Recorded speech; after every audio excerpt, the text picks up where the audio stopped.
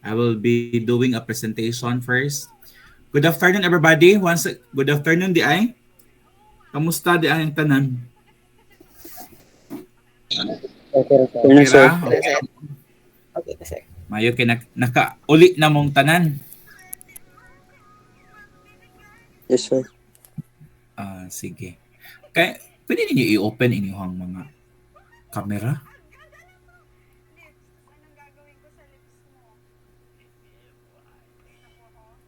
Pwede ba ninyo i-open yung mga camera? Or, ano man to? Kanang nga lagod. Sige. Open ninyo. Kaya mura ko kay istorya ani o kanang walay tawo. Akong i-open po dako para I am in the office right now. Sige. Thank you for opening your cameras. Sana all Ortiga naa sa DBM. Oo na Ortiga. Sige. I will be presenting to you your performance task about this one. You have the leeway to choose, ha? So, window, entire screen. Share. I am presenting.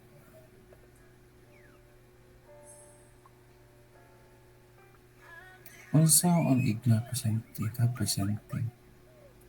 Hindi unsa na to ganiha.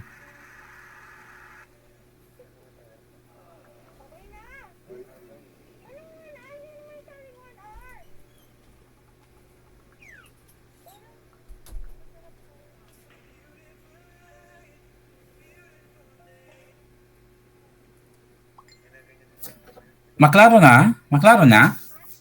Unsay naa sa inyong kuan? Case digest, sir. Okay. Sige. So, you will be making a case digest. This is the format of your case digest. A very simple performance task to be delivered this November 6. So, case digest. So, the format is you will tell the facts, issues, the held rulings given by the Supreme Court. For example, the format, you will state the facts. What is the facts of the case? Then, what is the issues of the case? And what are the rulings? Issues can be only one.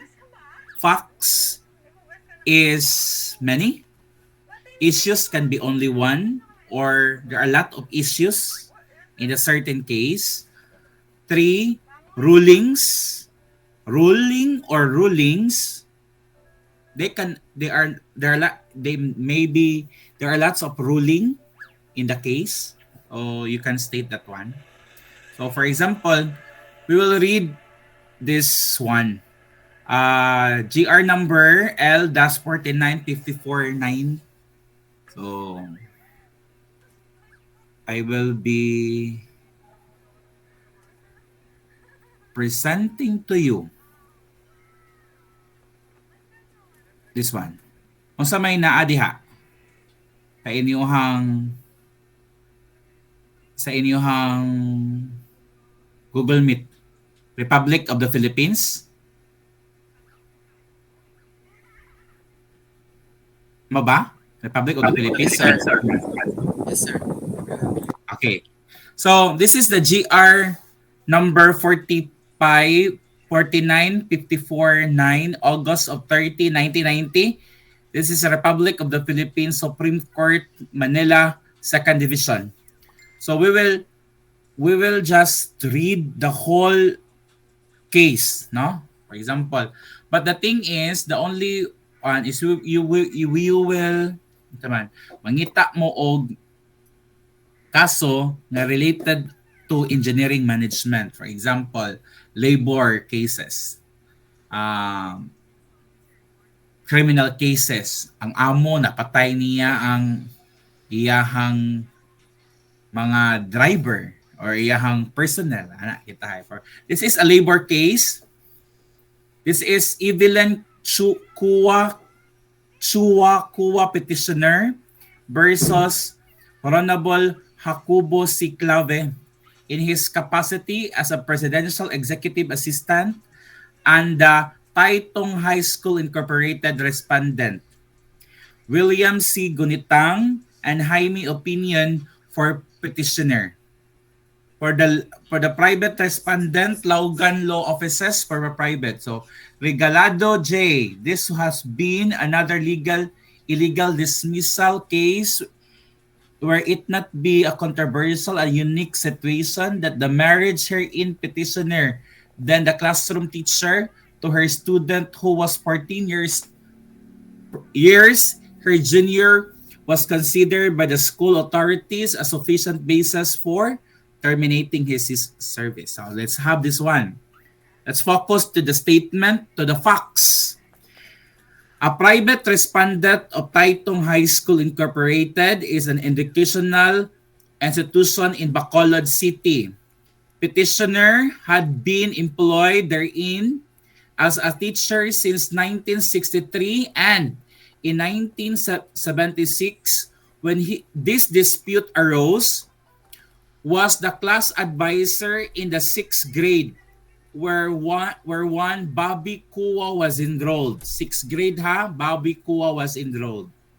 Since it was the policy of the school to extend remedial instructions to its student, Bobby Kua was imparted to such instruction in school by petitioner.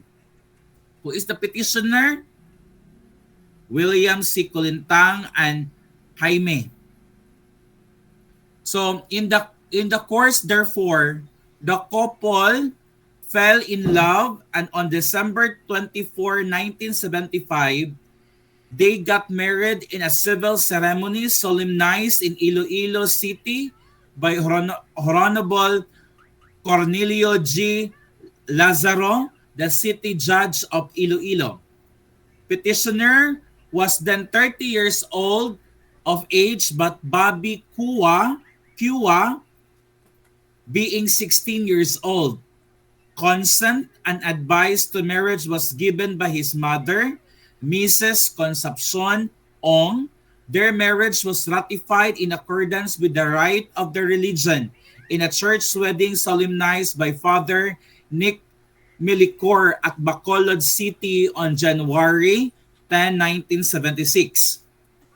On February 4, 1976, private respondent filed with the Sub-Regional Office of the Department of Labor at Bacolod City an application for clearance to terminate the employment of the petitioner on the following ground: for abusive and unethical conduct unbecoming of a dignified school teacher, that her continued employment is inimical to the best interests and would downgrade the high moral values of the school. The petitioner was placed under suspension without pay on March 12, 1976. Executive Labor Arbiter Jose Y. Aguirre, Jr. of the National Labor Relations Commission, Bacolod City, to whom the case was certified for resolution, required the parties to submit their position papers and supporting evidence.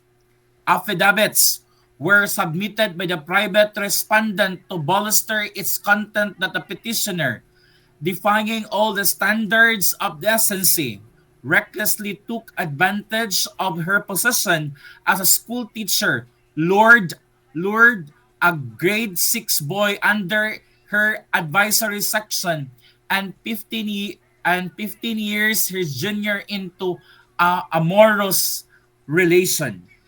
More specifically, private respondent raised issues on the fact that the petitioner stayed alone with Bobby Kua Kuwa in the classroom after school hours when everybody had gone home, with one door allegedly locked and the other is slightly open. On September 17, 1976, Executive Labor Arbiter Jose Y. Aguirre Jr., without conducting any formal hearing, rendered an award of the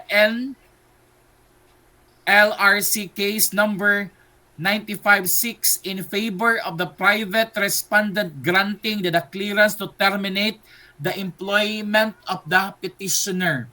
It was held therein that the affidavits, although self-serving, but were never disputed, but the respondent pointed out that before the marriage of the respondent of Bobby Kua, 14 years old, her junior, and during her employment with petitioner, an amorous relationship existed between them. In the absence of evidence to the contrary, the undisputed written testimony of several witnesses convincingly picture the circumstances under which such amorous relationship was manifested within the premises of the school, inside the classroom, and within the sight of some employees. While no direct evidences have been introduced to show the immoral acts were committed during these times, it is, however, enough for a sane and credible mind to imagine and conclude what transpired and took place during these times. Petitioner, however, denied having received any copy of the affidavit referred to. On October 7, 1976, petitioner appealed to the National Labor Relations Commission, claiming denial of the due process for not having been furnished copies of the aforesaid affidavits relied on the labor arbiter. Such further contended that there was nothing immoral, nor was it abusive and unethical conduct unbecoming of a dignified school teacher for a teacher to enter into a lawful wedlock with her student. On December 27, 1976, the National Labor Relations Commission anonymously reversed the arbiter's decision and ordered petitioner reinstatement with back wages with the following specific findings. The affiant Maliciones disposed and said that he saw appellant and Kua sitting on the student desk inside the classroom after classes.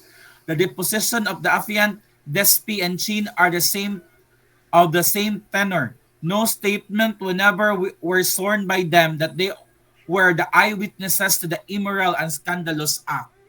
Even we have to stain our sense of moral values to accommodate the conclusion of the arbiter. We could not deduce anything immoral and scandalous about a girl and a boy talking inside a room after classes with lights on and with the door open. Petitioner Apili naively insisted that the clearance application was precipitated by immoral acts which did not lend dignity to the position of appellant. Aside from such gratuitous assertion of immoral acts or conduct by herein appellant, no evidence to support such claim was introduced by the petitioner appellee. We reviewed the sequence of events from the beginning of the relationship between the appellant Evelyn Chua and Bobby Kua up to the date of filing of the present application for clearance in a search of evidence that it could have proved detrimental to the image and dignity of the school, but none has come to our attention. The case was elevated by the private respondent to the Minister of Labor, who on March 30, 1977, reverses the decision of the National Labor Relations Commission, and the petitioner was, however, awarded 6 months' salary as a financial assistance. On May 20, 1977, petitioner appealed the said decision to the Office of the President of the Philippines. After corresponding exchanges on September 1, 1978, said office through the Presidential Executive Assistant Jacobo C. Clave render its decision reversing the appeal decision. Private respondent was ordered to reinstate petitioner to her former position without the loss of seniority rights and other privileges, and with full back wages from the time that she was not allowed to work until the date of her actual reinstatement. Having run the gamut of three prior adjudication of the case with altering reversal, one would think that this decision of a public respondent wrote finis to petitioner Calvary. However, in the resolution dated December 6, 1978, public respondent acting on the motion to reconsideration of her in private respondent and despite position thereto, reconsider and modify the foresaid decision, this time giving due course to the application of Tai Tong High School Incorporated to terminate the services of the petitioner as a classroom teacher, but giving her separation pay equivalent to her 6 months salary.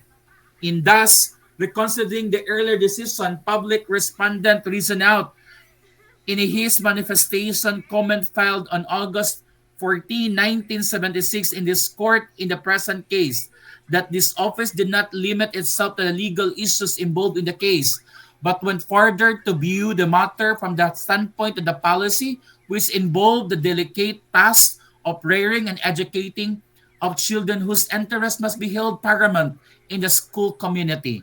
And on this basis, this office deemed it wise to uphold the judgment and the action of the school authorities in terminating the services of the teacher whose actuation and behavior in the belief of the school authorities have spawned ugly rumors that had cast serious doubts on her integrity, a situation which was considered by them not healthy for the school campus, believing that a school teacher should at all times act with utmost circumspection and conduct herself beyond reproach and above suspicion.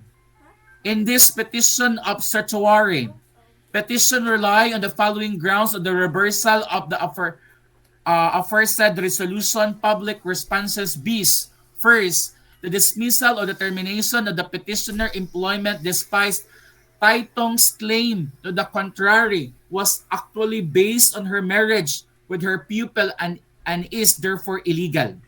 Petitioner right to due process under the Constitution was violated with the hearsay affidavits of Lady Maliciones, Eleuterio Despi, Pina de Chu, and Ong Li Bing were admitted and considered evidence without presenting the affiants as witnesses and affording the petitioner to the right to confront and cross-examine them. Third, no sufficient proofs were adduced to show the petitioner committed serious misconduct or breach that was reposed on her by her employer and or committed any of the grounds to enumerate in the article of 283, now Article 282 of the Labor Code, which justify the termination of her employment. With the first disposed, the petitioner claimed that her right to due process was violated. We do not agree. There is no denial of due process where a party was afforded an opportunity to present her side. Also, the procedure by which issues are resolved based on the position papers, affidavit, and other documentary evidence is recognized as not violative of such right. Moreover, petitioner could have insisted on a hearing to confront and cross-examine the affiants, but she did not do so, obviously because she was convinced that the case involved a question of law. Besides, said affidavits were also cited and discussed by her in the proceeding before the Ministry of Labor. Now on the merits, citing upright intention to preserve the respect of the community toward the teacher and to strengthen the educational system, private respondents submitted the petitioner actuation as a teacher constitute a serious misconduct. if not an immoral act, a breach of trust, and a confidence reposed upon her, and thus a valid and just ground to terminate his service. It argues that a school teacher who exercises substitute parental authority to her pupils inside the school campus, petitioner had moral ascendancy over Bobby Kua, and therefore she must not abuse such authority and respect extended to her. Furthermore, each charged petitioner with having allegedly violated the code of ethics for teachers, that pertinent provision for which state that a school official or a teacher should never take advantage of his or her position to court a pupil or a student. On the other hand, petitioner maintains that there was no ground to terminate her services as there is nothing wrong with falling in love with her pupil and subsequently contracting a lawful marriage with him. She argued that she was dismissed because of her marriage with Bobby Kua. This contention was sustained in the foresaid decision of National Labor Relations Commission. Thus, one thing, however, has not escaped our observation that the application for clearance was filed only after more than 1 month elapsed from the date of applicant's marriage to Bobby Kua. Certainly, such belated application for clearance weakened instead of strengthening the cause of the petitioner appellee. This alleged immoral acts transpire before the marriage, and if it is this illegal, undignified conduct that triggered the intense separation, then why was the presented application for clearance not filed at the time with the alleged demoralizing effect was still fresh and abrasive? After a painstaking perusal of record, we are considering the view that the determination of legality of the dismissal hinges into issues whether or not there is a substantial evidence to prove that the antecedent facts which culminated in the marriage between petitioner and her student constitute immorality and grave misconduct. To constitute immorality, the circumstances of each particular cases must be holistically considered and evaluated in the light of prevailed norms of conduct and applicable law. Contrary to what petitioner have insisted on from the very start, what is before us is a factual question, the resolution on which is better left to the tired of facts. Considering that there was no formal hearing conducted, we are constrained to review the factual conclusion arrived by the public respondent and to nullify his decision through the extraordinary writ of certiorari in the same tainted by the absence of its jurisdiction or grave abuse of discretion. The findings of fact must be supported by substantial evidence, otherwise the court not bound thereby. So this is now the ruling. We rule that the public respondent acted with a grave abuse of discretion as vividly and firstly observed by him in his original decision.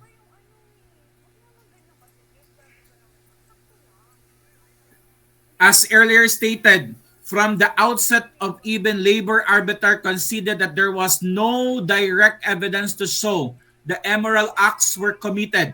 Nonetheless, indulging with patently unfair conjecture, he concluded that it is, however, enough for a sane and credible mind to imagine and conclude what transpired during those times.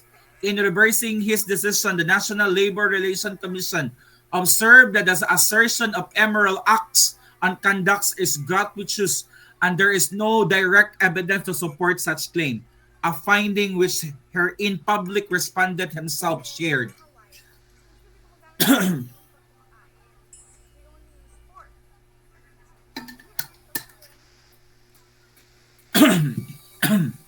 We are therefore at the loss to follow public respondent could adopt the volte-face in the question resolution, which was therefore rejected despite the prior prescient observation therefore quoted. With the finding that there is no substantial evidence in the imputed immoral acts, It follows the alleged violation of the Code of Ethics governing school teacher who have no basis. Private respondent utterly failed to show that the petitioner took advantage of her position to court her student. If the two eventually fall in love, despite the disparity of their ages and academic levels, this only lends a substance to the truism that the heart has reason of its own, which reason does not know. But definitely, yielding to this gentle and universal emotion is not to be a casual equated with immorality. This deviation of circumstances of their marriage from a usual societal pattern cannot be considered as a defiance of contemporary social mores. It would seem quite obvious that the avowed policy of the school in rearing educating children is being unnecessarily bannered to justify the dismissal of the petitioner. This policy, however, is not at odds with and should not be capitalized on the defeat of security of tenure granted by the Constitution to labor. In the termination cases, the burden of proving just and valid cause by dismissing an employee rests on the employer, and his failure to do so would result in a finding that the dismissal is unjustified.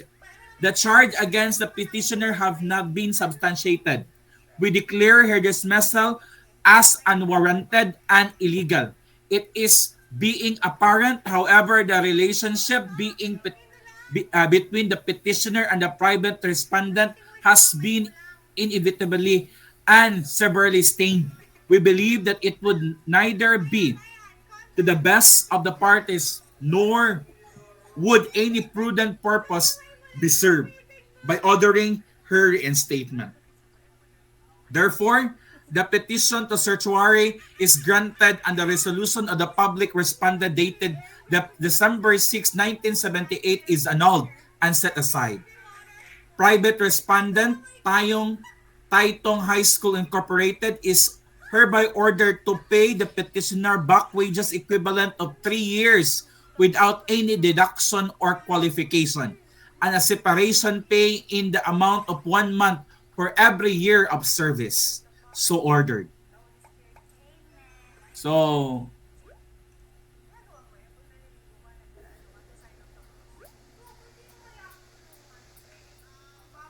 namina mo?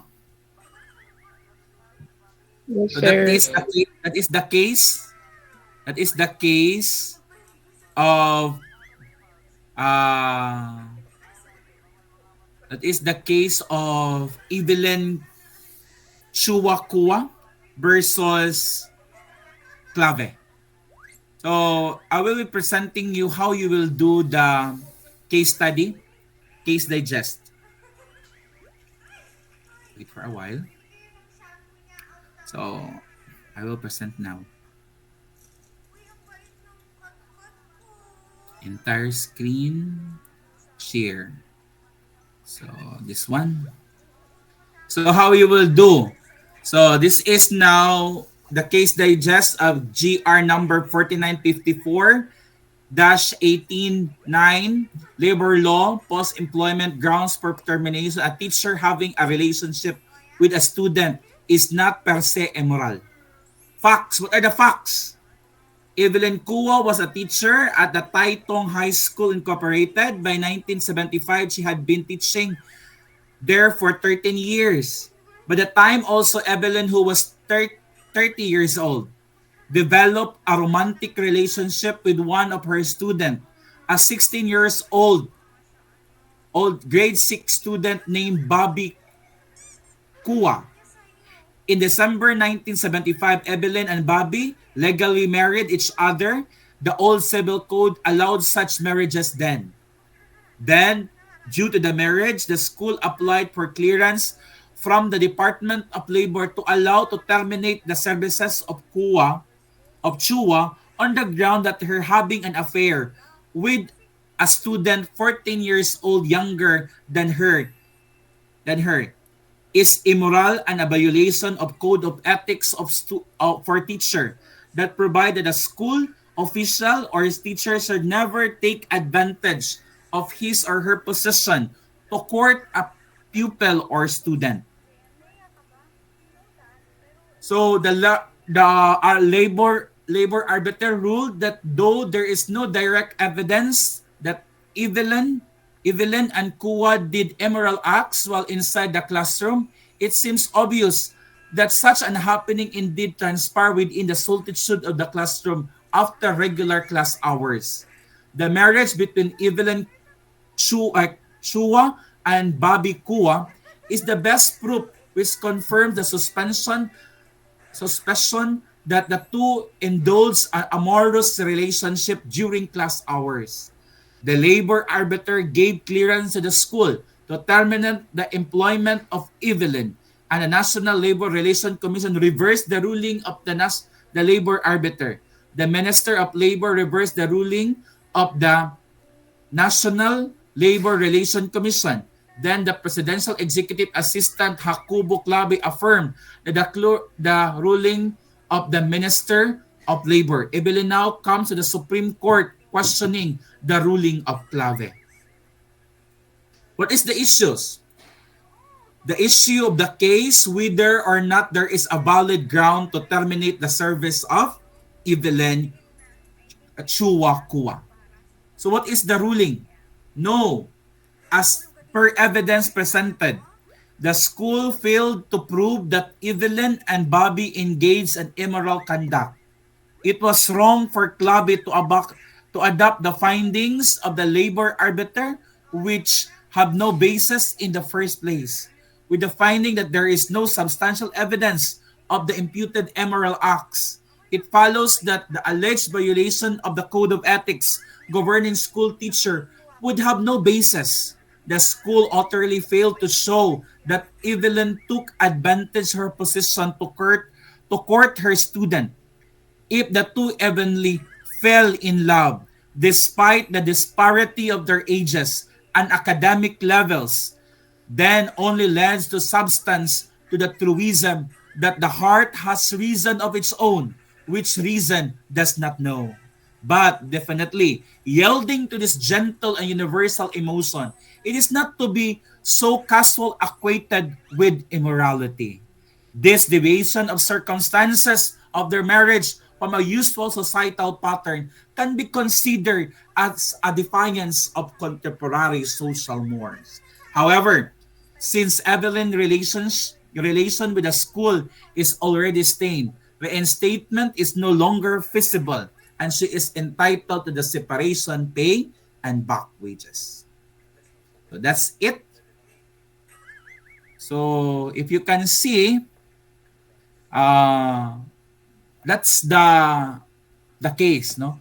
Ang inyong buhaton is mangita mo kaso, basahon ninyo, mag-digest mo, unsa ang fact sa kaso, unsa ang issue sa kaso, o unsa ang ruling sa kaso. And I hope nga related siya sa engineering discipline. Okay? Sabot? Kaya la? Ang pagkawon at katong nga kaso, no, daghan man to nga kaso na hitabo lang ana nga ang mga maestro o maestra na higugma sa iyahang estudyante yung nagkauyab sila, there is no disparity. There is no, that is a legal norms, no? Murag kung ano na kayo karon, wala ko na isala na, no? So daghang kaso nga malingaw mo basa mo na ang inyong performance task ninyo na inyong buhaton. Unya, basahon ninyo, state ninyo to again the facts, unsay issue, unsay findings, okay? Pero about sa engineering, about sa engineering. Or pwede ra pud about og labor. Kato kay labor man to siya, no? Kay ang management do man kayo pud sa labor, okay? Ayo lang about og patay-patay, no, criminal cases, kay murag lahi ko ng criminal cases, no? Ano lang about og labor kanang kuan ba? Kanang unjustly nga gipahawa. So sayon ra no? Mubasa aron mag-abogado inig kahuman. So, maora siguro to. Katong wala makasud karon, Alba, uwi po ni si Alba. Mara po, nagduwa magog ka Alba og pingpong mo na waka kababayinaw. So, mao na ang inyong buhaton is isuwat ninyo na isuwat pidira og encoded pero kay balo man jud ko no nga mukuha mo og kuan sa internet no unya idyohang isoda ng case digest ipa case digest ra ninyo diretso sa AI nga kuan. So remember nga dali ra kaayo na masakpan karon no kana naami AI pod nga mo check nga AI ang nagtrabaho ana nga case digest no.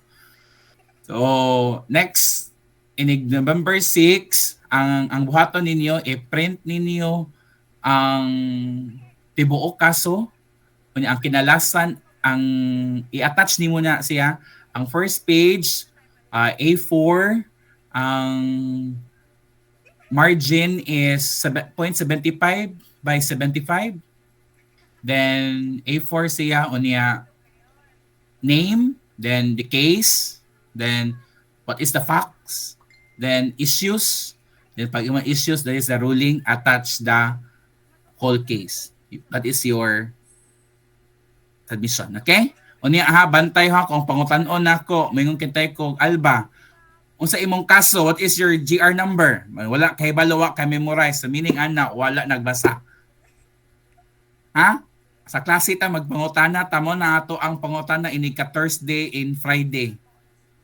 ahoan ang tan-awon kung inyo ha budget ng gibasa ng inyong kaso okay so og naay mga mas maayo kung naay kaso about management go for it go for labor so maora siguro to karong hapuna salamat kayo sa inyong time I hope that you learn something I like the notion I like the